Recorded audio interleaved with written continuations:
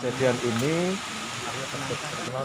kemarin jam 6 pagi ya, kurang lebihnya jam 6 pagi itu tiba-tiba tidak ada hujan, tidak ada angin.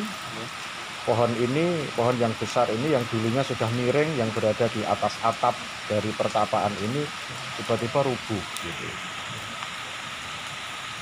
Itu menimpa ini Pak ya. Menimpa bangunan pendopo ini. Tidak ada korban jiwa atau? Alhamdulillah tidak ada korban jiwa. Pak, ini tempat pertapaan Ratu Kalinyamat Pak ya. Ya, secara singkat ini pertapaan Ratu Kalinyamat. Dulunya Ratu Kalinyamat bertapa di sini. Lah mengapa Ratu Kalinyamat bertapa di sini? Itu diawali dari terbunuhnya suaminya, yaitu Sultan Hadirin. Sultan Hadirin itu suami Ratu Kalinyamat, Ibu Ratu Kalinyamat, terbunuh oleh Aryo Penangsang.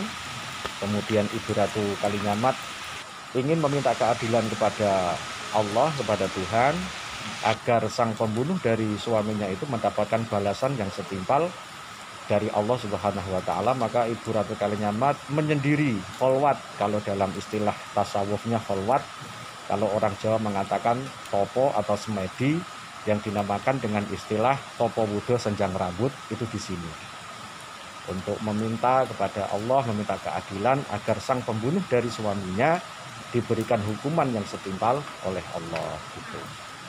Pak, kalau untuk maksud dari topo itu kan ada istilah topo wudho itu ada maknanya itu atau artinya apa Pak? Topo wudho yang dimaksud topo wudho senjang rambut ya, khususnya untuk Ibu Ratu Kalinyamat itu bukan berarti telanjang bulat, itu bukan.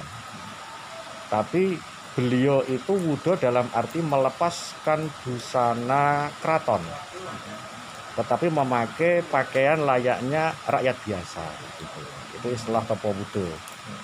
Jadi beliau ketika semedi, ketika bertapa di sini itu tidak memakai busana keraton, tetapi memakai pakaian layaknya rakyat biasa. Maka orang Jawa mengatakan ratu kok orang nganggo, ratu kok tidak memakai busana keraton, maka dianggap wudho gitu.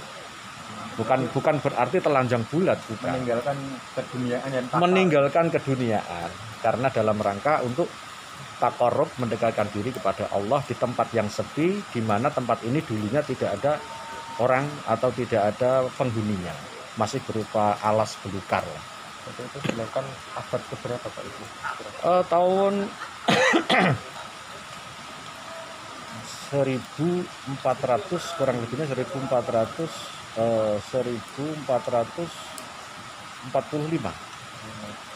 kurang lebihnya seperti itu dalam sejarah. Tapi ada versi-versi yang lain. Pak, mungkin bisa jelaskan untuk silsilah singkat dari silsilah singkat dari Ibu Ratu Kalinyamat. Beliau adalah putri dari Sultan Trenggono Demak yang diperistri oleh Syekh Thayyib yang dikenal dengan Sultan Hadirin, kemudian berdomisili di Jepara, kemudian suaminya menjadi seorang sultan yang pemimpin yang berada di Jepara, kemudian bermukim di Jepara dan meninggal di Jepara.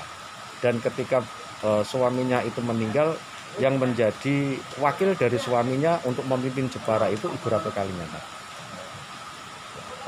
Untuk petelasan ini kan mulai saat ini kan masih ada, berarti kan ada pengunjung atau ada orang kesini itu biasanya hari apa, dan mereka biasanya berdoa atau makan.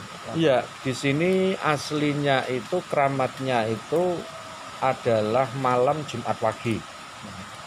Cuma untuk hari-hari biasa ya ada tamu 1, 2, 3 tamu yang punya hajat, kemudian berwasilah, bertawasul, meminta kepada Allah dengan wasilah kepada Ratu Kalinyamat dan napak tilas. Karena pada waktu itu Ratu Kalinyamat doanya dikabulkan Allah itu di tempat ini. Maka para anak cucu ketika punya hajat, napak tilasnya di sini agar hajatnya dikabulkan Allah seperti Ratu Kalinyamat gitu. Tapi sampai ini masih ada yang datang ke sini gitu. Banyak.